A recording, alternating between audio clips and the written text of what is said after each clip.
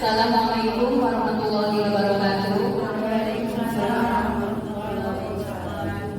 Alhamdulillahirabbil alamin wa bihi nasta'inu ala umuri dunya waddin.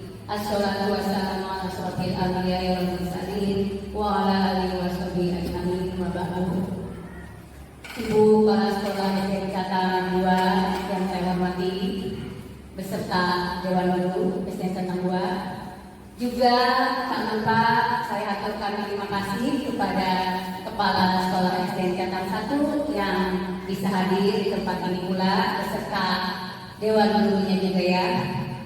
Marilah kita panjatkan puji dan puja syukur kehadirat Allah Subhanahu wa taala karena telah memberikan kesehatan kepada kita sehingga kita bisa menghadiri acara diseminasi menyebarkan pemahaman dan penerapan pengalaman budaya positif. Sholawat serta salam marilah kita curahkan kepada junjungan kita yaitu Nabi Muhammad SAW. Semoga kita akan mendapat syafaatnya di yaumil akhir. Amin ya rabbal alamin. Bapak dan Ibu Dewan Guru yang saya hormati, sekali lagi saya ucapkan terima kasih ya kepada rekan kita yang sudah hadir di tempat ini yaitu SDN Catang 1 ya. Saya mengucapkan banyak terima kasih atas kehadirannya. Kita akan belajar bersama-sama. Baiklah, karena waktunya sudah siang, saya akan mulai materi yang saya dapatkan dari pendidikan guru penggerak ya. Di sini saya akan membahas modul 1.4 tentang budaya positif. Saya sebagai PDGP dari Kabupaten Serang, angkatan 10 dari SDN Catang 2 akan memaparkan materinya sebagai berikutnya. Sebelumnya saya bertanya, ada yang tahu apa itu budaya positif? Ibu-ibu, apa itu budaya positif? Ayo bisa katakan silakan. Ya, Dieni, silakan Dieni. Sesuatu yang dianggap baik. Ya, sesuatu yang dianggap baik. Yang lain? Yang lain? Wita, apa itu budaya positif? Ya, yang dianggap baik dan Yang baik ya. Ya, yang lain ada lagi? kebiasaan yang dianggap baik. Ya, ada ya kebiasaan. Ya, betul ya kebiasaan. Ya. Jadi budaya positif itu adalah mana ya kebiasaan budaya itu kan yang membudaya yang biasa. Positif baik ya. Berarti budaya positif adalah kebiasaan. Nah, ini.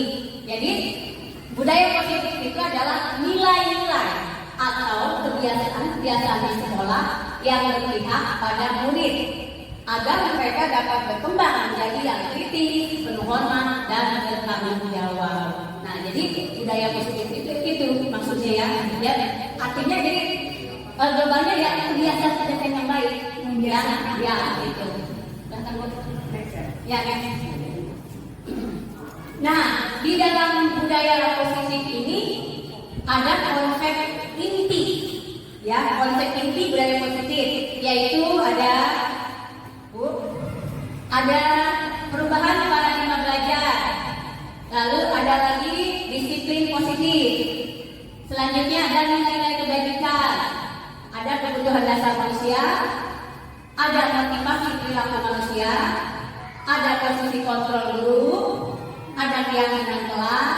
Dan ada segitiga restitusi. Nah, di dalam budaya positif ini konsep intinya ini ya. Jadi nanti ini akan dipelajari. Sebelumnya biar semangat coba semuanya berdiri dulu. Berdiri biar semangat sepertinya kan ini udah siang ya. Jadi biar semangat dulu, biar semangat. Kita tepuk semangat dulu ya. Bisa ya tepuk semangat ya? Ya, tepuk semangat.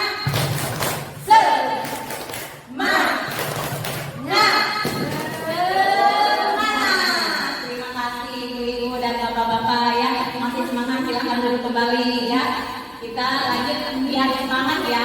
Jadi kita tepuk semangat dulu. Nah, di sini ada yang pertama yaitu pembelajaran dengan paradigma baru. Nah, apa sih paradigma Ada yang tahu apa Didik? Kerangka dalam berpikir. Nah, kerangka dalam berpikir, ya. Yang lain? Paradigma. Kerangka dalam berpikir, ya sama ya. Jadi maksudnya metode atau pemikiran baru ya. Jadi sekarang itu pembelajaran dengan pemikiran baru itu seperti apa? Jadi kalau pemikiran lama itu ada yang namanya, pernah dengar nggak? Teacher centered atau pembelajaran berpusat pada guru. Pernah dengar? Pernah nggak? Pernah. Mungkin itu. Dulu kita seperti itu. Kita belajar itu dulu seperti itu ya. Jadi berpusat pada guru. Jadi bagaimana sih berpusat pada guru itu? Ya guru yang aktif, guru ngomong, betul ya kata Ibu Yati ya. Guru ngomong, menjelaskan, ceramah, anak cuma dengerin aja. Nah itu adalah guru atau pembelajaran yang berpusat pada guru. Sedangkan sekarang nih paradigma baru atau pemikiran baru ya, kita itu pembelajaran dengan paradigma baru merupakan pembelajaran yang memfokuskan peserta didik sebagai pusat dalam kegiatan pembelajaran dan dirancang berdasarkan prinsip pembelajaran berdiferensiasi sehingga peserta didik belajar sesuai dengan kebutuhannya berdasarkan cara perkembangannya untuk mewujudkan profil pelajar Pancasila. Nah, jadi sekarang itu paradigma barunya itu kita harus pembelajaran itu harus sesuai dengan kebutuhan. Nah, peserta didik yaitu tadi student centered. Jadi maksudnya pembelajaran berpusat pada siswa, bukan pada guru. Ya, jadi kita hanya sebagai fasilitator. Ya, kita memimpin anak diskusi, mencari apa mereka sepertinya pengetahuannya nih. Jadi kita hanya menggali mereka gitu ya. Kita hanya sebagai fasilitator. Jadi bukan guru yang aktif, tapi harus murid yang aktif. Ya, kalau dulu kan kita biasa sudah serante kasih buku kita tinggalkan gitu ya. Nah sekarang paradigma baru begitu. Jadi kita harus berpusat kepada peserta didik pembelajaran itu ya. Nah tadi ada pembelajaran diferensiasi. Apa itu? Memang saya juga mempelajari karena nanti itu ada di modul 2.1 ya. Jadi hanya sebagai gambaran. Pembelajaran berdiferensiasi artinya kita harus sadar bahwa siswa itu memiliki karakter dan kebutuhan yang berbeda-beda. Ya, itu ya, Ibu ya. Sudah paham belum tentang paradigma baru nih? Ada yang ditanyakan tidak? Tentang paradigma baru? Tidak ada ya, sudah paham ya? Ya, mudah-mudahan kita SDN Catang 1 dan SDN Catang 2 sudah menerapkan pembelajaran dengan paradigma baru. Artinya dengan pembelajaran dengan berpusat pada siswa, ya. Nah, di sini untuk mewujudkan profil pelajar Pancasila sudah dengar? Sudah ya, pasti ya. Kan anak-anak biar apa tuh? Kita kasih nyanyian. Gimana nyanyiannya? Pelajar Pancasila beriman dan bertakwa pada Tuhan yang esa dan beralam mulia, berkebinekaan global, gotong royong mandiri, kreatif dan bernalar kritis. Nah, jadi anak-anak, nah itu kita sekarang tujuan itu ya anak itu mewujudkan profil pelajar Pancasila. Nah, di dalam profil pelajar Pancasila, nah ini tadi ya, beriman bertakwa pada Tuhan Yang Maha Esa, berkebinekaan global, mandiri, bergotong royong, ya, kreatif dan bernalar kritis. Ya, itu ya Ibu ya. Sudah paham ya sekarang ya? Gimana nanti siswa kita itu supaya mewujudkan profil pelajar Pancasila. Nah, dalam pendidikan ada namanya miskonsepsi tentang teori kontrol. Apa itu miskonsepsi? Ada yang tahu, Bu Ibu, Bapak? Apa itu miskonsepsi, Pak Iwan? Miskonsepsi, kayaknya ini konsep di luar gitu atau konsep di luar. Salah konsep betul. Ya itu ya. Jadi salah konsep atau kekeliruan ya. Kalau kita nyebutnya salah kaprah. Nah, itu kalau bahasa kita salah kaprah jadi kekeliruan ya. Miskonsepsi tentang teori kontrol artinya kekeliruan dalam memahami teori kontrol ya. Apa saja sih miskonsepsi itu? Ilusi kontrolnya ya. Guru dapat mengontrol murid katanya. Miskonsepsinya, jadi kekeliruannya itu pertama guru mengontrol murid. Betul tidak kita bisa mengontrol murid? Tidak ya, tidak bisa ya. Ya, kenyataannya murid itu mempunyai hak memilih. Lalu guru tidak bisa memaksakan kehendak pada murid. Guru tidak punya kontrol penuh terhadap murid, ya. Seperti ini, kan? Sebenarnya Bu Yati pegang sesuatu nih yang berharga di tangan. Bu Upen berusaha untuk pengen tahu apa sih itu Bu Yati dengan suara membujuk, mengelompokkan mulai. Umi, apa sih itu? Kata Umi, yang ini kan gimana saya mau atau tidak? Gimana saya? Berarti kontrolnya itu bukan apa? Jadi bukan dapat guru tidak bisa mengontrol murid karena kontrol itu ada pada diri kita sendiri, gitu ya. Jadi guru tidak punya kontrol penuh terhadap murid. Selanjutnya Bu. Nah, yang kedua ilusi kontrolnya itu semua bujukan katanya ya, atau penguatan positif, efektif dan bermanfaat. Menurut miskonsepsi keluarga ya, jadi bujukan itu bermanfaat katanya. Kita membujuk anak itu bermanfaat. Nah, kenyataannya bujukan adalah salah satu bentuk kontrol. Murid mempunyai hak untuk menolak bujukan kita. Murid bisa tergantung pada pendapat dan bujukan kita. Nah, berarti murid punya hak untuk menolak kan? Bujukan kita tuh. Dia tadi kata Wi, mau pengen bujuk ya, tolak. Karena mereka punya kontrol sendiri, gitu. Next.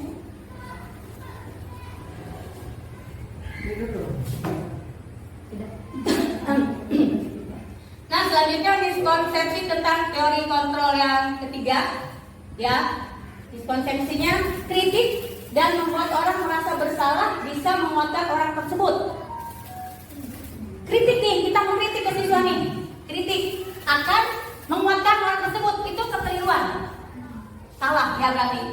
Miskonsepsi itu kan kekeliruan. Tapi kenyataannya menjalankan murid dan membuat kritik tidak menguatkan tetapi melemahkan.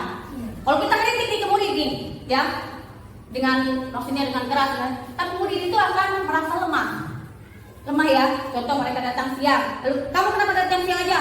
Kamu ini gitu ya, kan? Jadi dia, jadi merangkak maksud kalau bahasa kitanya ya, jadi lemah mereka. Nah, murid mempunyai persepsi negatif akan dirinya, lalu dia, saya jelek ya, berarti ya. Nah, jadi dia punya pemikiran yang negatif tentang dirinya. Adanya krisis identitas atau identitas gagal pada muridnya, nanti mereka akan merasa identitasnya itu akan gagal gitu, kan, rusak ya. Nah, yang terakhir, miskonsepsi yang terakhir adalah ilusi kontrolnya itu orang dewasa punya hak untuk memaksa. Nah, itu miskonsepsinya. Padahal kenyataannya orang dewasa tidak bisa mengontrol murid. Perilaku memaksa tidak akan efektif pada jangka waktu yang lama. Murid dapat berontak sewaktu-waktu. Memaksakan kehendak hanya akan menyebabkan permusuhan antara murid dan guru. Nah, jadi kalau kita mempunyai konsep tentang kita bisa memaksa ke murid, nah murid nanti akan memusuhi kita, ya, dia akan memberontak. Nah, gitu ya. Ada yang tanyakan tentang miskonsepsi, tentang kekeliruan kontrol kita terhadap murid? Ada, ya. Jadi saya menanyakan gimana solusinya agar kita tuh tidak melakukan miskonsepsi kayak gitu. Misalnya yang biasa kita budayakan biasanya kita mengontrol anak. Gimana caranya agar kita menghilangkan mengontrol anak seperti yang sering dilakukan sebelumnya? Jadi maksudnya solusinya supaya kita tidak miskonsepsi itu. Ada yang mau menjawab? Ada yang mau menjawab? Ibu silakan Bu, bantu jawab Bu. Kan bantu jawab nanti. Ya. Baik, terima kasih Bu. Terima kasih juga kepada Mita yang telah bertanya. Tadi pertanyaannya bagaimana supaya kita bisa tidak melakukan miskonsepsi yang seperti yang sudah dijelaskan oleh Bu Adik. Nah, solusinya kita kembalikan. Tadi kan kita pembelajaran kita itu kan sebagai pembelajaran yang berdiferensiasi. Artinya apa? Bahwa pembelajaran kita ini berpusat pada peserta didik. Nah, kita kembalikan kepada peserta didik apa yang mereka inginkan. Misal tadi kalau kita menjadi pengontrol murid, si kamu nih nakal, bener. Nah, kita harus balik. Kalian ini maunya seperti apa? Nanti setelah materi ini akan dibahas lanjut sama Bu Ade. Ada ini dengan keyakinan kelas. Nah, di sana kita nanti berperan sebagai fasilitator peserta didik supaya kita tidak menjadi teacher center atau pembelajarannya berpusat pada guru. Memang sekarang kita harus mulai membiasakan menanyakan apa keinginan siswa, bukan kita memaksakan keinginan kita kepada siswa. Mungkin seperti itu. Ya. Nanti dilanjutkan dengan keyakinan kelas. Bagaimana Rita? Ya, terima kasih Bu Iin. Tepuk tangan buat Bu Iin. Ya itu tadi ya. Jadi, nanti sebentar. Jadi sebetulnya seperti itu tadi. Jadi kita harus menanyakan supaya tidak miskonsepsi itu menanyakan pada siswa maunya seperti apa, pembelajarannya pengen bagaimana. Jadi kita tidak makan kehendak kita, gitu ya. Iya Pak Didi, silakan. Jadi tak masalah ya, hanya meneruskan pertanyaan dari kita. Oh iya silakan ya boleh. Kan kita pertanyaan itu tentang solusi ya. Ya. Cuma saya tadi cukup jelas ya yang dijelaskan oleh Bu. Cuma ada tambahan pertanyaan dari saya, itu ketika kita mengembalikan dari karakter anak itu yang tadi seperti itu, nah bagaimana caranya dengan jumlah siswa yang berbeda-beda karakter? Itu tadi. Solusinya seperti apa itu? Nah, nanti saya jawab dulu, nanti kalau pendapat silakan. Jadi dengan tadi kan pembelajaran berdiferensiasi, kita harus tahu karakteristik dengan cara mendiagnosa awal. Ada nanti namanya asesmen diagnostik, ya. Tapi kita belum ke situ. Nanti saya ada yang mau menambahkan nggak? Coba nanti saya Bu itu ya, siapa tahu kayaknya kan tadi masih nyambung Bu, kayaknya menambahkan lagi Bu ya. Silakan Bu. Kita kan sama-sama belajar ya. Gimana tadi pertanyaannya Pak Didi? Ya, yang tadi Beda-beda karakter, Bu. dibalikan ke karakter anak kan. Beda. Bagaimana kalau dalam satu kelas itu Banyak siswanya banyak? Kalau misalkan siswanya hanya 1-2 mudah ya. Ya. Tapi kalau siswanya yang berbeda-beda, ini bagaimana mengontrolnya? Ya. Nah, tadi Gitu. benar yang dikatakan oleh Bu Ade, sebelum pembelajaran biasakan kita melakukan asesmen awal atau yang dulu disebut dengan asesmen diagnostik. Tujuannya apa asesmen awal ini? Ini untuk mendeteksi apa di dalam kelas ini, apa aja sih siswa kita ini, ada yang seperti apa saja. Nah, seperti itu ya. Misalkan dari 40 siswa ada ternyata 5 orang siswa di atas rata-rata. Di atas rata-ratanya apa? Bukan nilainya. Kalau asesmen awal itu bukan nilai ya, tapi kelakuannya. Bisa kelakuan, bisa nilai. Oh ini saya mendeteksi ada 5 siswa yang kurang dalam menjawab soal. Ternyata siswa ini ada 5, kita telusuri apa yang menjadi penyebab dari 5 siswa ini tidak dapat menjawab soal. Kita yang harus aktif mencari solusinya. Itulah kenapa kita disebut fasilitator pembelajaran, Pak. Di sana kita akan mencari bagaimana cara menangani siswa yang 5 orang ini. Kemudian tadi ada siswa yang karakternya di atas, degelnya minta ampun, ya kan? Tapi kita tidak boleh menyebutkan anak itu degel, tidak boleh mengatakan anak itu nakal. Di sini juga peran kita lagi berperan sebagai fasilitator. Apa yang melatar belakangi anak tersebut sehingga berkelakuan seperti itu. Jadi kitanya yang proaktif. Jangan ketika kita sudah mengajar, sudah kita duduk di kantor ngobrol, tidak memperhatikan sekeliling kita. Karena ketika sedang istirahat, anak ada yang ke kantor, Bu, si Anu berantem.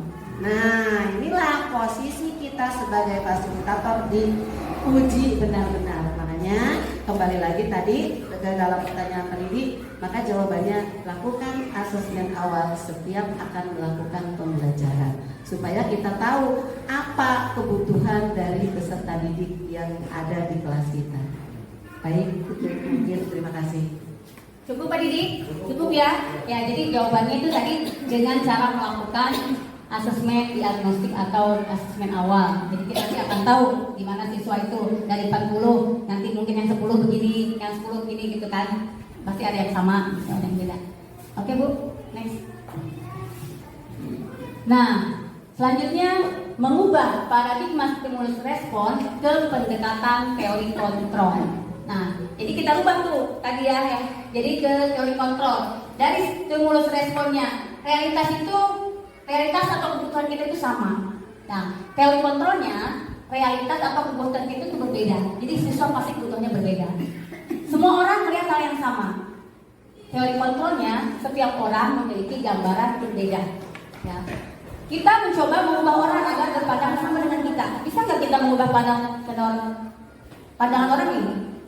Ya, tapi teori kontrol kita berusaha memahami. Jadi bukan mengubah, tapi kita harus memahami cara pandang orang tersebut. Ya. Lalu stimulus responnya perilaku guru melihat sebagai suatu kesalahan. Kita biasanya ke murid, kalau mereka buruk berarti kesalahan ya. Nah, teori kontrolnya, semua perilaku memiliki tujuan. Pasti murid kalau melakukan sesuatu ada tujuannya, ya. Nah, orang lain bisa mengontrol saya. Itu di stimulus respon. Di teori kontrolnya, hanya Anda atau hanya kita sendiri yang bisa mengontrol diri kita sendiri, bukan orang lain, ya. Saya bisa mengontrol orang lain, tapi teori kontrolnya Anda tidak bisa mengontrol orang lain. Yang seperti tadi disebutkan tadi ya, Bu Pe dengan Bu Yanti itu megang sesuatu. Lalu stimulus responnya, pemaksaan ada pada suatu wujudan gagal. Teori kontrolnya, kolaborasi dan konsensus menciptakan pilihan baru. Jadi kita tidak boleh memaksa, tapi harus dengan kolaborasi, ya, dengan kerjasama. Nah, ada lagi yang terakhir, model berpikir menang kalah. Teori kontrolnya, model berpikir menang-menang. Jadi antara guru dan siswa nggak ada yang menang. Siswa menang, guru kalah, atau guru kalah, siswa enggak. Tapi kita sama-sama menang. Menang dalam misalnya pembelajaran, dalam pola pikirnya gitu ya. Nah, ini disiplin positif. Ada yang tahu apa itu disiplin? Ya? Ya? Ayo bapak-bapak, apa itu disiplin? Disiplin Pak Iwa, apa disiplin? Disiplin. Apa? Satu kata yang mudah. Coba satu kata yang mudah tapi ini, ayo apa? Apa? Disiplin itu ini Bu, menempatkan diri sendiri. Maksudnya ketika ada waktu masuk kita harus. Berarti tepat waktu gitu maksudnya. Tepat waktu gitu maksudnya. Bukan disiplin positif ya. Ya, disiplin saya nanya disiplinnya dulu. Apa itu disiplin? Apa? Ayo yang lain, Ibu Tati, apa disiplin Ibu Tati? Jangan ngomong aja Ibu Tati. Apa disiplin? Disiplin itu apa kebiasaan atau kelakuan kita yang harus kita lakukan di setiap instansi. Oke, ya kelakuan yang harus kita lakukan di instansi. Umi, apa nih? Sikap dan perilaku kita yang bisa dipertanggungjawabkan. Sikap dan perilaku kita. Ya nih. Apa? Disiplin itu artinya menempatkan diri kita pada peraturan yang sudah berlaku. Berarti taat aturan. Oh, taat aturan. Ya, berarti kita sama. Ya, disiplin. Ya, disiplin itu sebetulnya Ibu, disiplin itu asalnya dari kata disiplina yang artinya belajar. Ya, jadi disiplin ini mengacu pada disiplin diri yang memiliki tanggung jawab terhadap apa yang dilakukan berdasarkan nilai-nilai yang diyakini. Nah, jadi kan memang kita mah gitu ya dari awalnya, oh disiplin itu aturan, disiplin itu awalnya ya kita bayar. Ternyata disiplin itu berasal dari kata disiplin artinya belajar. Jadi belajar untuk memiliki tanggung jawab ya terhadap apa yang dilakukan berdasarkan nilai-nilai yang diyakini. Nah ternyata itu ya disiplin. Nah, disiplin positif artinya salah satu cara penerapan disiplin yang bertujuan untuk menumbuhkan kesadaran serta memberdayakan peserta didik tanpa imbalan, penghargaan atau ancaman atau hukuman. Ya, di kita kan kebanyakannya ya kalau itu tuh anak tuh kita kasih hukuman ya. Jadi disiplin itu jangan begitu. Kita menerapkan karena disiplin. Kamu harus datang pagi. Pas gitu anak datang upacara siang. Pas siang kita dihukum tuh anak. Pas besok Senin depan datang pagi lagi ditanya, kenapa kamu sekarang pagi? Karena takut dihukum. Berarti ada disiplin belum? Kalau begitu, ya disiplinnya tapi motivasinya itu dari luar karena takut hukuman, ya. Jadi kita menerapkan yang begitu. Kita juga sama. kita datang nih pagi-pagi karena takut ngomongin sama PC. Contoh, ya.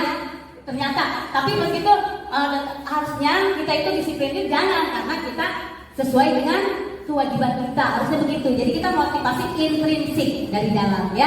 Nah, di sini sebagai pendidik, tujuan kita adalah menciptakan peserta didik yang memiliki disiplin diri. Nah, disiplin diri, ya, sehingga mereka berperilaku mengacu kepada nilai-nilai kebajikan universal dan memiliki motivasi intrinsik dalam perubahan perilaku ke arah yang lebih baik. Nah, jadi tugas kita sekarang ini menciptakan anak-anak itu disiplin, ya, motivasi itu intrinsik, bukan atas dasar hukuman atau penghargaan. Contoh, ada yang datangnya setiap pagi atau dia setiap hari piket di kelas, lalu gurunya ngasih pujian, ih kamu hebat ya, kamu anak pinter. Nah, besok lagi ya, itu lagi pasti tanya, kok kamu masih rajin? Karena saya pengen dipuji sama bu guru. Berarti motivasi apa itu? Ekstrinsik, bukan dari. Nah, tapi kalau dia begini, ya pagi dia nyapu, maksudnya Diana, pasti tanya, kenapa sih kamu rajin? Ya bu, kan karena kewajiban saya sebagai siswa harus membersihkan ruangan. Nah, berarti itu udah motivasi apa? Intrinsik. Yang kayak gitu, kayak kita. Kalau kita sebenarnya datang pagi, kalau waktu untuk kelas siang kita datang pagi, karena di dalam diri kita udah tertanam. Ini kewajiban saya. Saya pengajar yang harus bertanggung jawab terhadap peserta didik. Nah, seperti itu kita akan menciptakan peserta didik yang disiplinnya itu atas motivasi dari dalam, ya. Ada yang tanyakan nggak ibu-ibu, bapak-bapak, silakan tentang disiplin positif. Ada yang mau bertanya? Tidak. Kalau tidak, kita tadi untuk yang Bu Iin telah menjelaskan kepada Bu Ita, Bu Iin semua pertanyaan. Kita kasih tepuk salut ya, sebentar. Kita tepuk salut, tepuk aja. Tepuk salut. Salut, salut. Salut, salut. Salut. Ya, Pak Iwat tadi silakan. Baik Bu. Kiranya bagaimana itu Bu? Kira-kira untuk memotivasi anak agar mereka itu disiplinnya intrinsik, tidak ekstrinsik dari guru, biar mereka bisa menemukan. Jadi maksudnya supaya mereka motivasinya intrinsik, bagaimana caranya? Kalau menurut saya dengan kita mencontohkan, dengan kita menjadi tauladan bagi mereka. Kita sendiri yang harus begitu. Nanti anak akan mengikuti. Seperti begini. Ada sampah, guru ada sampah dia aja. Ini gimana anaknya? Jadi kita harus mencontohkan ada sampah. Nanti mereka melihat, karena anak itu yang lebih dilihat itu adalah penglihatannya, yang dilihatnya, ya. Jadi itu, jadi kitanya dulu harus menjadi teladan bagi mereka. Insya Allah mereka akan seperti tadi intrinsik. Ada yang mau menambahkan? Silakan. Ibu mau menambahkan Bu? Enggak? Ya. Udah paham Pak Iwan? Jadi caranya dengan kita menjadi teladan bagi mereka, artinya mencontohkan yang baik. Contoh tadi ya, kayak sampah aja kan itu karena kan disiplin positif kan ya. Nah, kita ada sampah, gurunya aja biasa aja. Gimana muridnya? Jadi kita mencontoh, ambillah, masukkan tempat sampah. Mereka lihat, guru saya begitu, masa saya enggak? Gitu. Tapi Bu, maaf ya, terkadang ada juga, karena kan berbeda-beda karakter ya. Ada yang seperti saya katakan, ketika gurunya mencontohkan dia ikut ya, mencontohkan juga, gurunya juga ambil sampah masih kita. Tapi ada aja tuh anak yang cuek-cuek aja tuh. Itu gimana tuh cara ini aja? Mendorongnya agar dia. Ya, mendorongnya dengan secara kita juga memperhatikannya setiap hari Pak, setiap waktu. Jangan anak kan kita juga kadang lihat orang kan nggak langsung gitu. Jadi harus ada perlahan, ada waktu, ada jeda, nggak langsung. Emang menerapkan disiplin positif itu waktunya itu butuhnya lama, nggak sementara langsung kita mencontoh langsung anak ikut, enggak, itu harus ada waktunya. Nanti kan mungkin ya yang lain cuek dulu, mungkin lama-lama kalau setiap hari kita contohkan pasti mereka juga akan berpikir, oh iya ya itu ya ya ada yang menanyakan nggak, ada yang menambahkan nggak nih, paham nggak Pak Iwa? Ya, jadi dengan secara perlahan atau continue ya, berkelanjutan ditanya ya gitu ya. Ya, sudah. Selanjutnya, nah ini tadi kan kita dari siklus positif itu nilai-nilai kebajikan ya. Apa sih nilai kebajikan itu ya?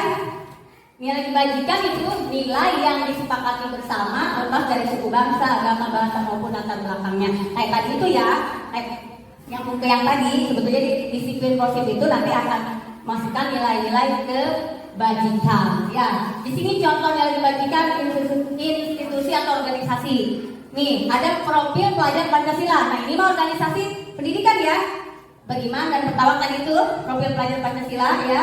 Beriman dan bertakwa pada Tuhan Yang Maha Esa, berhak mulia, berkependidikan global, gotong royong, mandiri, kreatif dan bernalar kritis. Kalau di IBO itu ada toleransi, rasa hormat, integritas, mandiri, menghargai, antusias, empati, pengetahuan, kreativitas, kerjasama, perseri dan komitmen. Banyak banget ya kalau IBO. Ada lagi keterampilan hidup atau life skill. Itu dapat dipercaya, lurus hati, pendengar yang aktif, tidak merendahkan orang lain, dan berikan yang terbaik dari diri. Ini contoh-contoh bajikan institusi organisasi. Kalau kita yang profil pelajar Pancasila. Ini hanya sebatas pengetahuan saja ya. Nah selanjutnya, ini teori motivasi perilaku manusia. Nah jadi setiap manusia itu perilakunya itu pasti ada motivasinya. Begitupun peserta didik kita. Ya, satu motivasinya itu apa? Satu untuk menghindari ketidaknyamanan atau hukuman. Itu motivasinya masuk ke mana? Eksternal. Kayak tadi tuh, ya siswa yang tadi datang upacara siang, ya. Tapi ketika kita kasih siang kita hukum, pas Senin depan dia pagi ditanya kenapa? Karena takut hukuman. Berarti dia masuknya ke motivasi eksternal. Nanti di sini apa yang akan terjadi apabila saya tidak melakukannya? Tadi kalau saya datangnya siang lagi, nanti saya dihukum, gitu kan? Nah itu berarti motivasi eksternal. Yang kedua, untuk mendapatkan imbalan dari orang lain. Tadi itu siswa ingin mendapatkan reward dari Bu Sri. Contoh ya, kelas 1 datangnya pagi terus dikasih hadiah sama Bu Sri. Besok terus dari kenapa kamu pagi terus? Karena pengen hadiah dari Bu Sri. Jangan, nah ini adalah motivasi eksternal, ya. Nah, lalu yang ketiga, untuk menghargai diri sendiri, menjadi insan sesuai harapan kita. Nah, ini sebetulnya yang kita harapkan dari setiap diri kita, anak-anak juga. Jadi supaya motivasinya itu sesuai dengan motivasi internal atau intrinsik, ya, untuk tujuan disiplin positif ini. Jadi supaya kita tuh untuk, saya datang pagi, kata murid ditanya sama kita, kenapa sih kamu datang pagi? Ya karena kewajiban saya Bu, saya sebagai pelajar harus belajar. Begitupun kita datang pagi, ya walaupun capsanya siang, kita datang pagi. Kenapa? Ya karena tanggung jawab saya sebagai pendidik nih. Ya, jadi kita berarti intrinsik kan, bukan kepala lagi bolak-balik, saya menbolak. Nah itu berarti motivasi eksternal atau ekstrinsik, ya. Jadi harus kita mulai sekarang ya. Ya, ya, ini buat saya sama ya, kita sama, kita kan lagi belajar ya Pak Ivan ya. Jadi kita itu diharapkan menjadi insan yang menghargai diri sendiri. Karena untuk di pertanyaan LMS juga begitu. Jika Anda datang tepat, tidak ada aturan, tapi Anda tepat waktu, nah itu berarti Anda masuknya kemana? Mau siang atau mana? Walaupun tidak ada aturan, contoh. Nah, ya saya akan datang pagi karena kita menyadari tanggung jawab kita sebagai pendidik, gitu. Ya, ada yang tanyakan? Silakan, Bapak Ibu. Ada yang tanyakan enggak? Cukup paham ya? Sampai di sini ya, tidak ada yang tanyakan? Ya, udah masih semangat ya? Masih semangat? Kalau ya supaya semangat, sekarang berdiri, semuanya berdiri ya, berdiri ya. Kita supaya nggak ngantuk, ikutin saya ya. Ikutin gampang lah ya. Kalau ke kanan, kalau ke kiri, kalau ke atas ya. Kiri, kanan,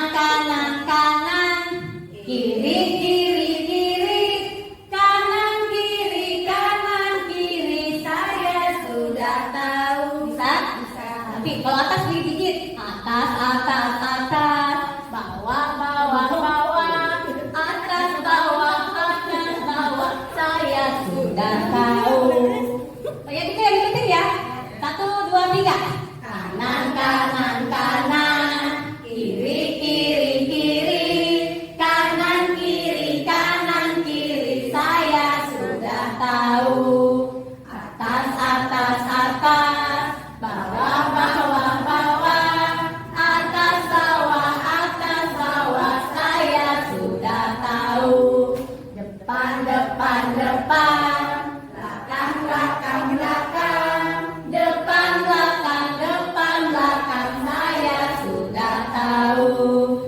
semangat lagi. Terima kasih untuk kita semua.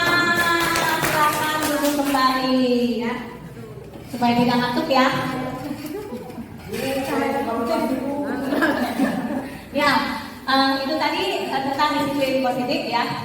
Sekarang kita ke kebutuhan dasar manusia. Apa sih kebutuhan dasar manusia itu? Ya. Jadi kebutuhan dasar itu kan kebutuhan pokok ya. Ya. Nah, kebutuhan dasar manusia adalah segala sesuatu yang kita lakukan untuk mendapatkan apa yang kita inginkan. Itu adalah kebutuhan dasar manusia. Seluruh tindakan yang kita lakukan memiliki tujuan tertentu dan semua usaha terbaik yang kita lakukan adalah dalam rangka agar kebutuhan dasar kita terpenuhi dengan baik. Jadi begitupun siswa, mereka melakukan sesuatu karena kebutuhan mereka nih. Ya, apa saja nanti? Ya, kebutuhan dasar manusia itu apa saja? Nah, ini dia. Kebutuhan dasar manusia itu ada 5. Ya, menurut Dr. William Glasser. Yang pertama, 1, bertahan hidup. Perlu bertahan hidup? Perlu ya. Nah, karena apa saja dalam bertahan hidup itu kita memerlukan apa saja sih? Makan, tempat tinggal, kesehatan, untuk berkembang, berarti ya. Nah, itu kebutuhan fisiologis ya. Ya itu kan anak-anak juga begitu, ya. Mereka butuh makan, ya gitu. Nah, yang kedua yaitu penguasaan atau kebutuhan atas pengakuan atas kemampuan. Ya, jadi penguasaan. Jadi maksudnya seperti ini, saya itu atas kemampuan saya itu pengakuan gitu ya. Jadi keinginan untuk dianggap berharga. Pasti anak pengen dianggap kan sama kita. Nah, kekuatan untuk mencapai sesuatu. Nah, kita nih pengen mencapai sesuatu, berarti maksudnya ke penguasaan. Lalu diakui atas prestasi dan keterampilan. Nah, contoh, Bu Yani punya keterampilan apa nih? Pasti kan pengen diakui ya. Ya, maksudnya itu anak juga begitu. Saya pun bisa ini, saya pengen diakui oleh guru gitu. Didengarkan dan memiliki harga diri. Anak pengen nggak didengar sama kita? Pasti ya, pengen cara belajarnya seperti apa, pengen apa, saya pengen gini gitu kan. Nah, kita harus, ini namanya maksudnya penguasaan. Yang ketiga, kesenangan. Nah, kesenangan itu ya pasti semua orang pengen senang kan ya, pengen bahagia, pengen tertawa. Begitupun anak pasti, karena masih kecil itu pasti pengen kesenangan. Contoh dia meledek temennya, itu udah sebetulnya dia udah kesenangan, pengen senang, dia senang meledek, melihat dia nanti senang dia gitu tuh. Jadi itu kebutuhan kesenangan ya, untuk mencari dan bermain, tertawa gitu ya. Yang keempat, kasih sayang dan rasa diterima. Mau nggak dikasih sayang? Mau lah ya, pasti anak juga begitu. Jadi pengennya itu kasih sayang, rasa diterima. Ya contohnya kebutuhan untuk disayangi dan diterima, kebutuhan tetap berhubung dengan orang lain, dengan berteman, ya. Nah itu maksudnya kasih sayang. Contoh, anak didik tadi kata Pak siapa Didi apa Pak Iwa, ada yang nakal nih anak ya. Kita tanya, atau nggak mengerjakan PR, kita tanya, kenapa kamu nggak mengerjakan PR? Saya di rumahnya nggak ada yang bantuin. Maksudnya bapak ibunya kerja sibuk, jadi mau nanya ke siapa? Nah itu berarti dia butuh apa? Sebetulnya butuh ini, butuh kasih sayang dan rasa diterima. Jadi kita tuh anak gitu ya. Yang kayak Opa juga kata ketemu Dida kalau ke rumah, bundanya di laptop aja. Nah itu sebetulnya udah anak kecilnya udah gitu ya. Jadi mereka sebetulnya ada pengen kasih sayang dan rasa diterima, pengen diperhatikan gitu ya. Yang kelima, kebebasan atau kebutuhan akan pilihan. Nah, kebebasan, anak-anak dengan kebutuhan kebebasan yang tinggi menginginkan pilihan. Mereka perlu banyak bergerak, suka mencoba-coba, tidak terlalu terpengaruh orang lain, dan senang mencoba hal baru dan menarik. Nah, biasanya kalau pengen kebebasan anak-anak kan ya.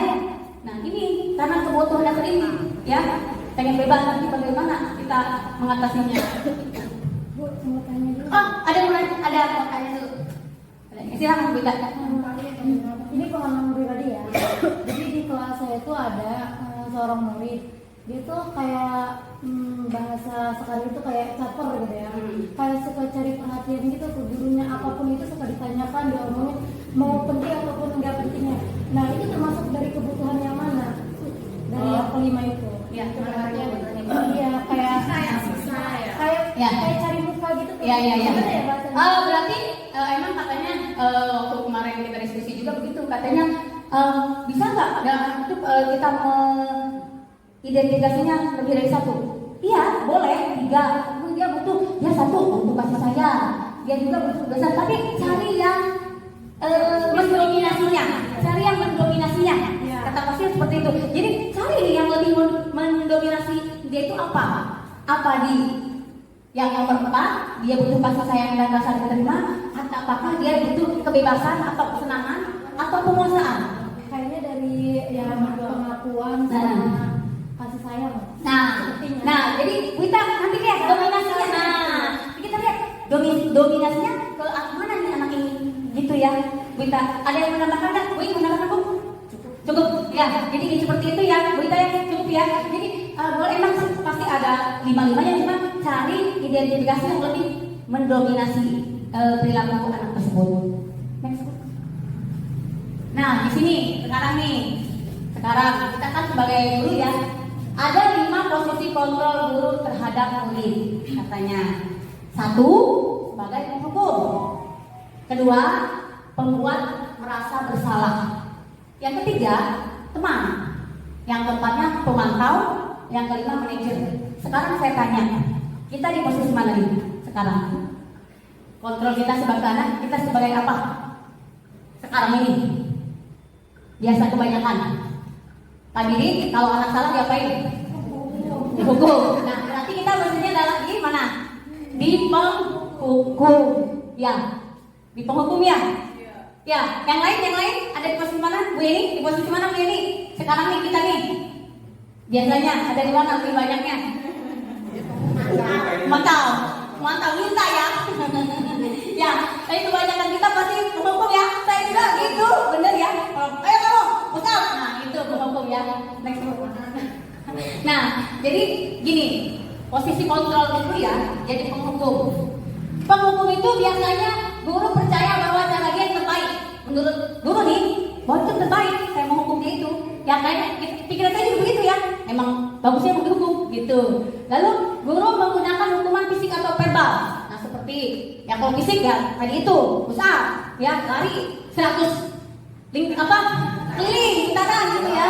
Nah, lalu kalau bicaranya dia gini, kamu salah terus. Nah, itu udah menghukum. Udah jadi penghukum. Kita ngomong gitu aja, kamu salah terus. Itu sudah jadi penghukum. Lalu ada lagi, selalu pasti kamu yang terakhir.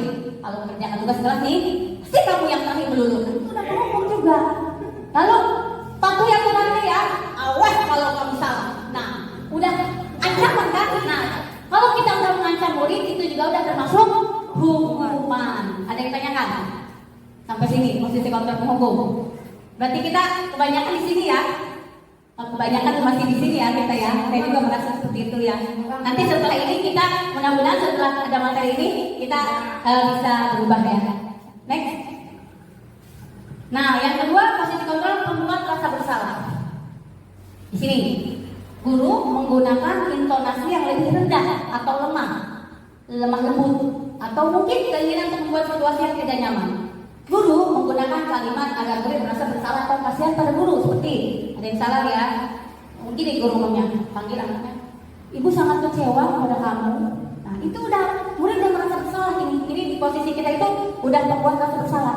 Lalu berapa kali ya bapak atau ibu harus memberitahu kamu? Lalu ada lagi, bagaimana kalau orang tuamu tahu atas kesalahanmu? Nah, saya sudah ngomongin ke anaknya ya.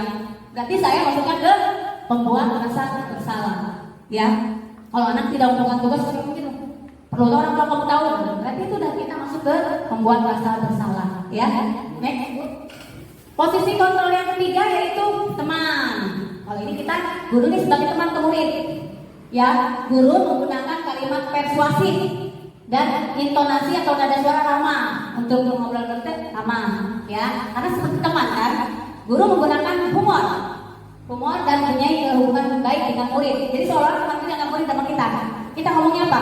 Gini, ayo belajar, ayolah belajar demi ibu, atau ayolah belajar demi bapak. Jadi seolah-olah kayak teman kan, ngajaknya, loh, ya sudah kali ini aja tidak apa-apa. Ya, ibu maafkan, gitu kan? nanti dan bereskan ya. Ini contoh anak-anak acak-acak nih kelas kelas 1 ya. Jadi Bu Sri ngomongin gitu. Ya sudah, kali ini tidak apa-apa. Ayo bantuin bereskan. Itu kan berarti teman kan, seolah-olah itu teman kita. Nah ini sebagai teman, ya bisa nggak seperti itu bisa ya? Bisa ya. Jadi bisa ya. Ya, jadi sebagai teman. Next, selanjutnya posisi kontrol itu sebagai pemantau. Ngomong gini, guru selalu mengawasi murid dan bertindak sesuai pada peraturan sekolah dan konsekuensi. Contoh, murid tidak memakai sepatu warna hitam. Contoh ya. Nah, contoh nih. Pak Iwan, kamu tidak pakai sepatu warna hitam. Berarti kan jadi pemantau kita ya. Kita sebagai pemantau. Nah, menggunakan data, catatan dan perhitungan yang digunakan sebagai bukti atas perilaku seorang. Yang tadi itu, kamu pakai coklat. Kenapa nggak pakai hitam? Pemantau. Nanti suruh memperhatikan kan. Mengingatkan konsekuensi saat terjadi pelanggaran seperti ini. Peraturannya apa? Kenapa kamu pakai warna hitam? Itu kan, itu udah masuk pemantau. Apa yang harus kamu lakukan? Ini kalau yang lain lagi, apa yang kamu lakukan? Apa konsekuensinya kalau kamu sekarang begini tidak pakai sepatu hitam? Nah itu, ya jadi dia bilang konsekuensinya ya itu sebagai pemantau. Next, nah yang terakhir ini sebetulnya yang ideal dan diharapkan ya guru itu menjadi seorang manajer. Apa itu manajer? Nah, ya. Jadi gini, manajer itu gini, manajer itu guru pendukung bukan mengatur ya. Ya, manajer ya bukan mengatur. Ya, perhatikan. Penjelasannya, guru mendukung murid untuk menemukan solusi atas permasalahannya sendiri. Nah, jadi manajer itu gini, kamu kesiangan, ditanya kamu kenapa kesiangan? Ibu, saya tidurnya kemalaman. Kenapa kamu tidurnya kemalaman? Karena main game terus, gitu kan. Nah, supaya kamu tidak tidur malaman, berarti kamu jangan apa? Jangan main game, supaya tidak tidur siang. Itu kan mencari solusi kan? Nah, itu yang diharapkan. Guru mempersilahkan murid mempertanggungjawabkan perilakunya. Nah, karena kamu sudah kesiangan, sekarang tanggung jawabnya seperti apa? Itu kan? Ya, itu. Jadi enggak manajer itu jadi dengan mengajukan pertanyaan-pertanyaan dulu, mencari solusinya. Yang selanjutnya guru mendukung belum? Masih belum beres.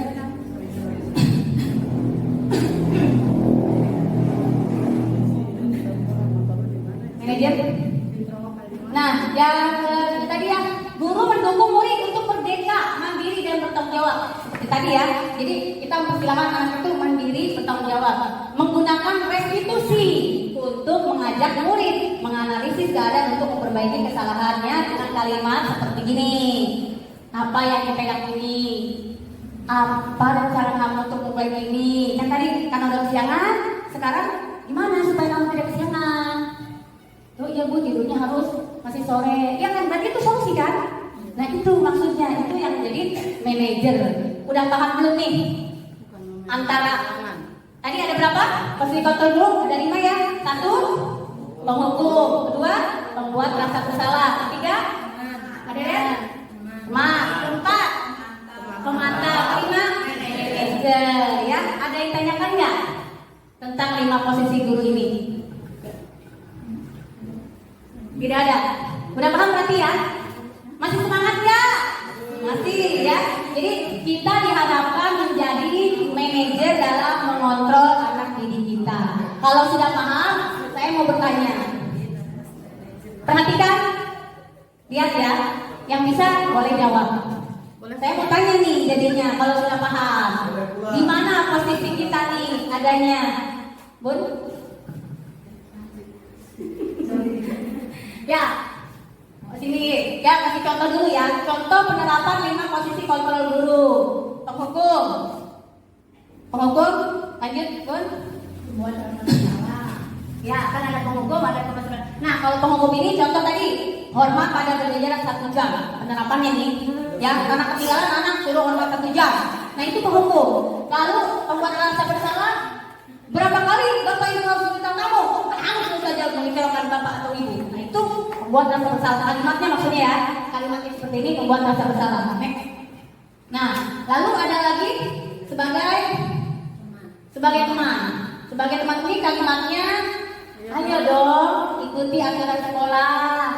Tolong bantu ibu sekali ini. Ya sudah, kali-kali jangan sampai berbuat kali ini lagi ya. Itu maksudnya ke teman. Nah, kalau sebagai pemantau, bahasanya seperti apa? Kamu sudah melanggar peraturan kelas. Kamu tahu konsekuensinya. Kamu harus menambah jam pelajaran ketika temanmu pulang. Nah, itu konsekuensi apa? Kalau dia terlambat, berarti dari nambah pelajaran kan? Gitu. Nah, yang sebagai manajer, kalau sebagai manajer itu kita harus apa? Kata-katanya itu. Nih, apakah kamu tahu kesalahan kamu? Nanya dulu kitanya. Apakah kamu tahu kesalahan kamu? Ya. Terus setelah kira-kira bagaimana kamu perbaiki kesalahanmu? Nah, itu kata-kata sebagai manajer ya. Sekarang kita akan ada beberapa pertanyaan. Gimana nih posisi Kapten ya? Ini kan udah paham ya kalimat-kalimat sekarang. Oh, kalimat ngomong ini, kalimat teman ini, kalimat teman ini gitu ya. Nah, next Bu. Nah, sini posisi kontrol apakah aku? Kalau saya kecewa sekali dengan kamu, siapa yang dari 5 tadi? Sebagai apa kita? Kalau ada guru bilang gini, saya kecewa atau ibu kecewa sekali sama kamu, berarti masuk mana? Iya, kita semua ya membuat rasa bersalah ya, kesalahan yang tidak ada ya, ketidaktrik ya, lupa maaf. Jadi membuat rasa bersalah. Sekarang kamu tidak perlu benar melakukannya. Apa? Posisi apa kita nih? Kamu tidak pernah benar melakukannya. Ayo, apa? Kita pemantau. Pak Didi? Bobek pemantau Bu Yeni. Kamu tidak pernah benar melakukannya. Pak Didi? Pak Iwan? Pak Iwan? Apa? Kira-kira kita masuk posisi mana kalau begini bahasanya? Makanya itu kamu dapat membuat rasa bersalah. Itu bersalahnya tidak ketik ya, lupa. Menghukum. Tadi coba kita lihat apa? Menghukum. Karena kata jelas kamu tidak pernah melakukannya, itu kan? Sudah lihat menghukum itu. Sekarang, apa rencanamu untuk ya, pinter sampai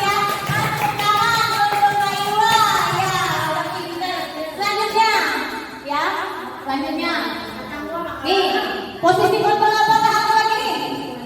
Ayo lah lakukan demi ibu. Beri pintar ya bang, sudah mulai paham ya. Ya sebagai teman, ya udah ketahuan ini mah ya. Lalu terakhir, posisi kontrol apakah aku? Kamu tidak akan mendapatkan nilai jika tidak mengerjakan tugas.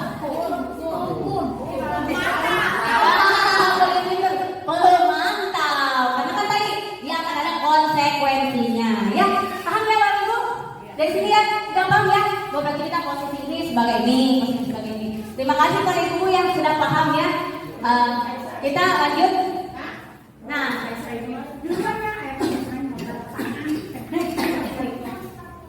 ya, coba supaya sebelum ke keyakinan kelas ya, ini yang penting ya. Kita relax dulu tangannya ke atas ya, ke bawah ya. Kita nyanyi profil Pancasila udah bisa ya? Bisa? 1, 2, 3. Belajar Pancasila, beriman dan bertakwa pada Tuhan yang esa dan berakhlak mulia, berkebinekaan global, gotong royong mandiri, kreatif dan bernalar kritis. Semangat lagi ya. Baiklah, kita akan ke materi selanjutnya, yaitu keyakinan kelas. Ada yang tahu apa itu keyakinan kelas? Sesuatu yang tahu? Sesuatu yang diterapkan di lingkungan. Ada lagi? Harapan. Ada lagi? Klik pun. Ya, keyakinan kelas. Nah, mengapa sih keyakinan kelas? Mengapa bukan peraturan kelas? Keyakinan itu kan tadi keyakinan itu sesuatu yang diterapkan yang kita yakini kan. Kenapa?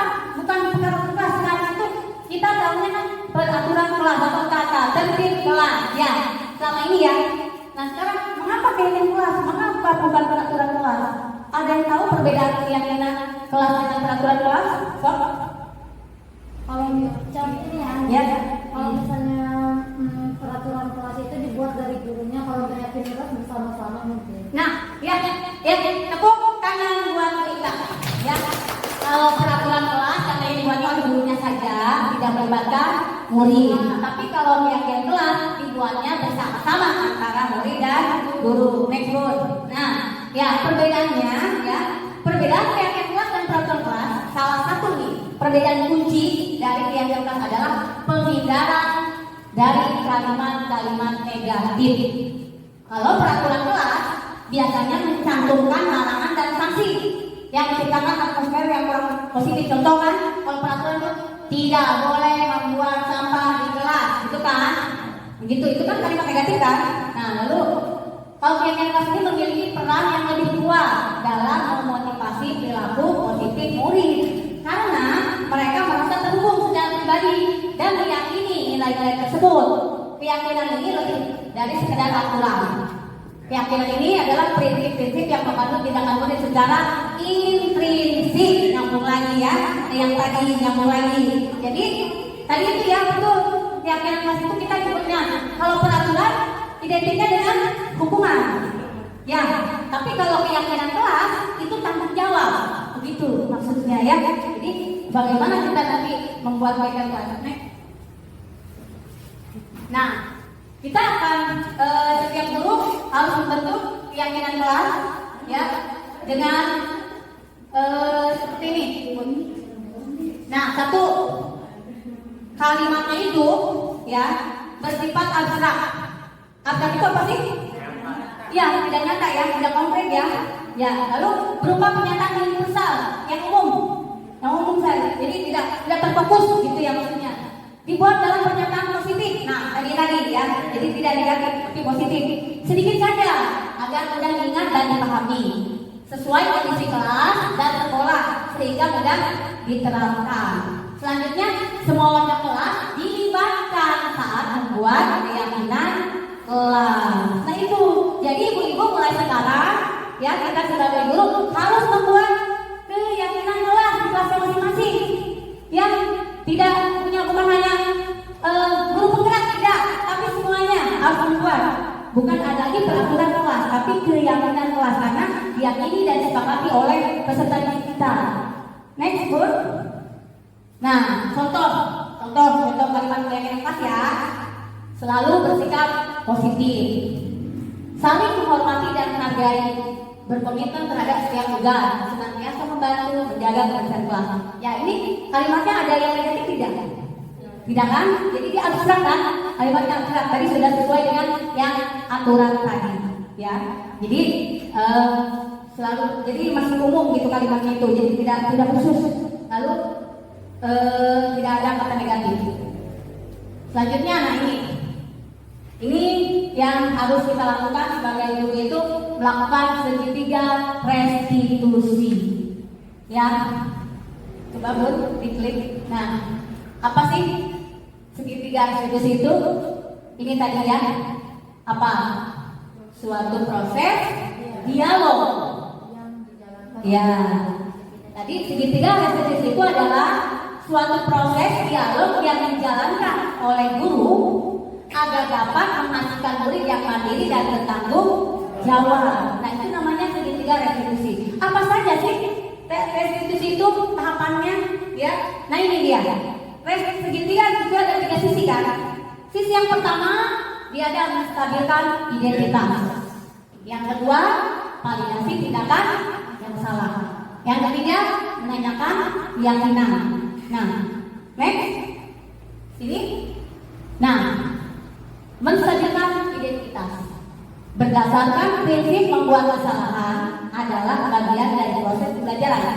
Menstabilkan identitas itu dasarnya dari membuat kesalahan itu adalah proses pembelajaran. Murid itu jadi supaya mereka merasa bahwa salahnya itu untuk pembelajaran. Ya, gitu.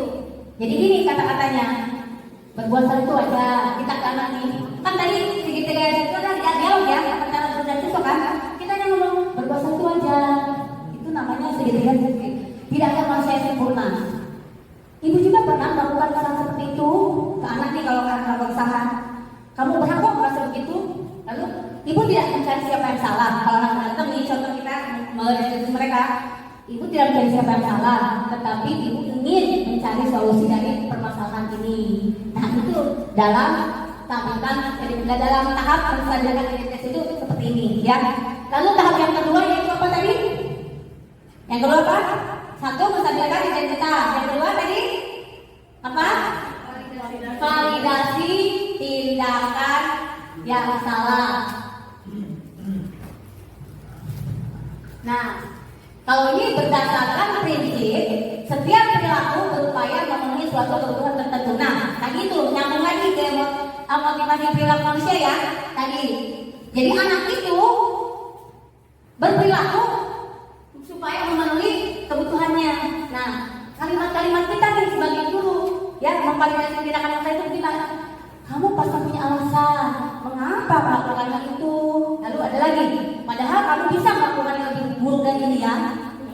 Kamu boleh mempertahankan sikap itu, tapi kamu harus menambahkan sikap yang baru.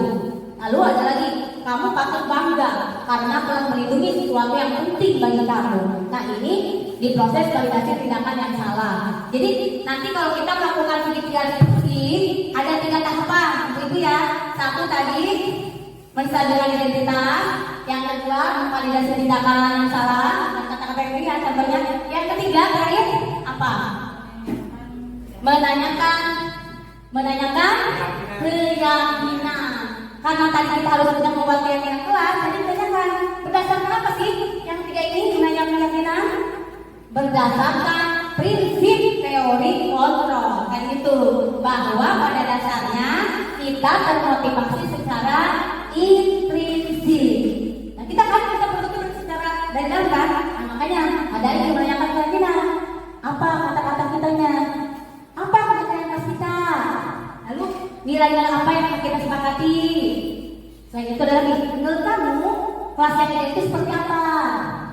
Ada lagi, kamu ingin menjadi orang yang seperti apa sih? Ke anak itu kita nanya. Itu namanya menanyakan keyakinan. Ada yang bertanyakan?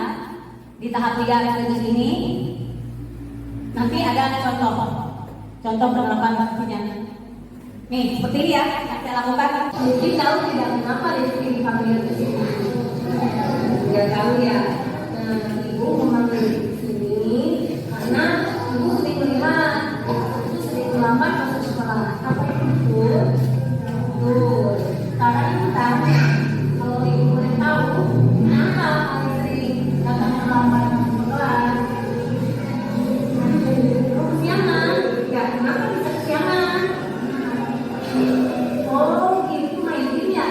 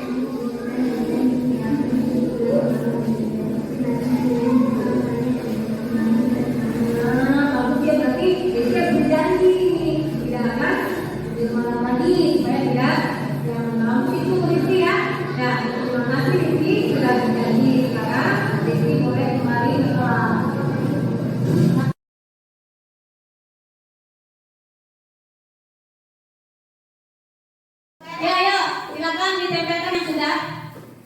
Ya. Ya, tempelkan. Yang sudah silakan di mana saja, boleh. Ya. Ini refleksi kita ini yuk. Mana Bu? Dengan dirinya ya. Dibacakan Pak Iwa. Yuk. Ya. Di sini saya mendapatkan pengetahuan dan ilmu baru ya tentang disiplin positif, dan mudah-mudahan dengan adanya Ibu Ade men-sharing pembelajaran ini, saya mudah-mudahan dan teman-teman bisa menerapkan di sekolah ya, tetap saya belajar. Dan saya merasa senang sekali dan berterima kasih kepada Ibu Ade ya yang telah mentransfer ilmunya kepada kita semua. Semoga bermanfaat ya. Terima kasih. Terima kasih Pak Iwa ya. Terima kasih Pak Iwa atas refleksinya ya. Warahmatullahi wabarakatuh. Waalaikumsalam warahmatullahi wabarakatuh. Terima kasih Bu Ade sudah memaparkan materinya.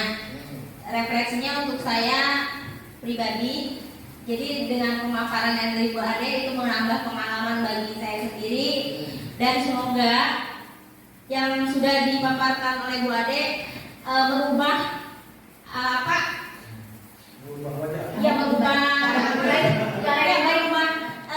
pengetahuan kita serta pola pikir kita dalam menghadapi anak didik kita. Ya, cukup membuat saya membuka mata hati saya berbagi pengalaman dengan Bu Ade. Jadi terima kasih, sangat bermanfaat. Assalamualaikum warahmatullahi wabarakatuh. Ini maaf saya sedikit mengkritik mungkin dari segi kekurangannya.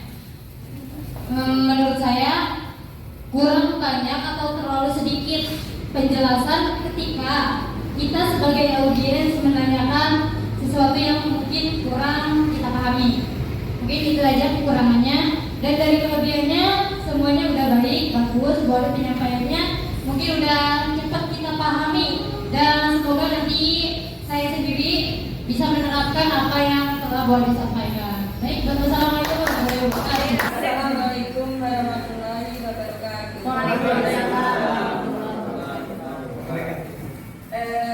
Bukannya kritikan ya Bu Ade ya, Ya kan kekurangannya kekurangan. yaitu Bu Ade terlalu cepat dalam menjelaskan materi, dan kelebihannya sangat bagus atau sudah menguasai materi tentang disiplin positif. Assalamualaikum warahmatullahi wabarakatuh. Apa kabar anak-anak?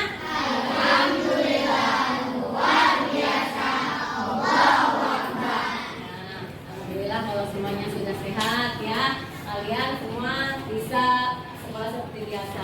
Nah, pada kesempatan kali ini kita akan membuat tentang keyakinan kelas. Pernah dengar tentang keyakinan kelas? Nah, ada yang belum pernah ya? Karena kalau dulu ya kita sering tuh ada tuh namanya tata tertib atau peraturan kelas ya. Nah, keyakinan kelas ini tidak jauh berbeda dengan peraturan kelas. Tapi kalau peraturan kelas kalian tidak dilibatkan ya, hanya bu guru yang menulis. Tapi kalau kesepakatan keyakinan kelas itu kalian nilai-nilai yang kalian yakini di hati kalian nih bahwa kelas saya itu pengen begini antar teman. Nah, itu namanya keyakinan kelas. Nanti tapi harus kamu pertanggungjawabkan. Ya, setelah kita yakini, kita sepakati bersama. Nah, dari mana kesepakatan? Jadi kata-kata keyakinan kelas itu tidak boleh kalimat yang negatif, tetapi harus positif. Nih, contoh, kamu Sabrina pengennya kelas ini seperti apa? Antara teman. Hah? Mau apa gimana? Sesama teman mau gimana? Ya, tidak boleh negatif, itu kan kalimat negatif. Berarti positifnya saling menghargai. Contohnya begitu. Berarti saya pengen tuh kayak kelasnya saling menghargai. Nah, jadi nanti kalian menulis di kertas ya, semuanya menulis nih. Nanti ditempelkan di sini. Nanti ibu akan, kalau kalimat yang sama tidak akan ibu pilih ya. Nanti yang dipilih itu kalimat yang berbeda ya. Baiklah, kalian ibu baru punya kertas, awas jangan terbalik ya. Karena yang ditempel di sini buat ditempel, kamu harus di depan nulisnya ya. Oke, dibagikan semuanya. Tulis, ayo silakan. silakan keyakinan seperti apa yang kalian mau, antara teman dan teman, tapi seorang satu ya, antara teman dan guru, keamanan dan kenyamanan kelas ini kayaknya seperti apa. Silakan ditulis, satu orang cukup satu. Contoh kayak tadi, saling menghargai, contoh ya, itu contoh. Pegang. Ayo silakan ditulis, yang sudah punya kertasnya silakan ditulis. Yuk.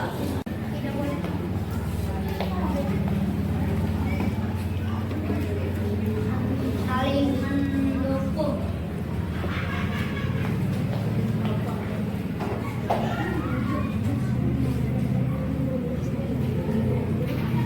Kalau yang sudah silakan tempelkan ke papan tulis. Ayo, mulai dari laki-laki dulu yang sudah. Yang sudah, cepat. Ayo, cepat yang sudah. Yuk. Ayo, cepat gimana aja. Ini kan luas, ayo. Gimana saja, yuk. Boleh, ayo. Sini. Yuk, tasnya di bawahnya boleh. Lagi, Evan, kamu mah. Ya udah, ayo sudah. Ya. Ya. Cepat sana.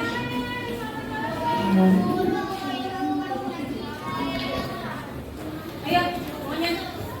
Ayo perempuan, silakan ke sini. Ayo, sudah sini. Yang ambil nomor jawabnya.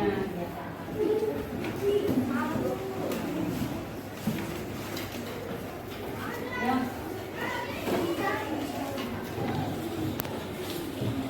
Ayo, terus.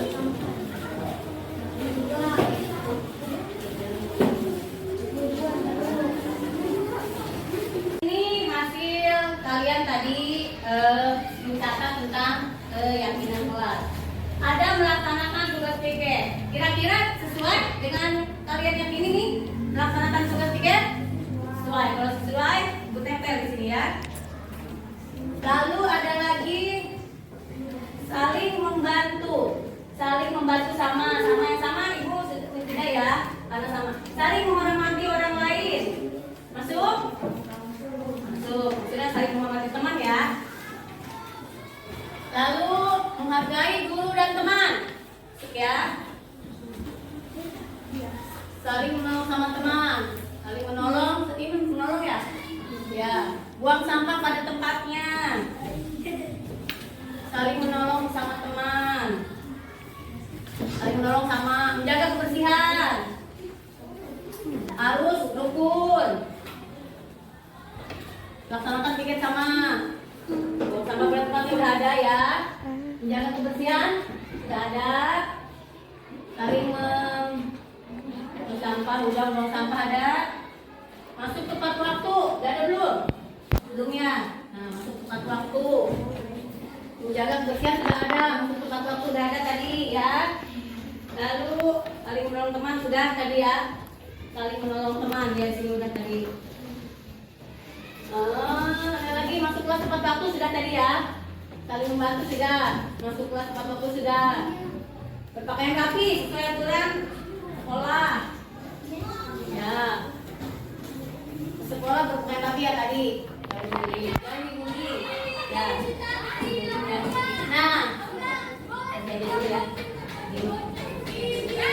Nah, jadi kita telah dapat kesepakatan keyakinan kelas ya, yang harus kita sepakati bersama. Kalau kalian tidak mematuhinya, tidak melaksanakannya, kalian harus bertanggung jawab ya. Jadi keyakinan kelas ini sesuatu nilai-nilai yang kalian yakini dan kita sepakati dan harus dipertanggungjawabkan ya.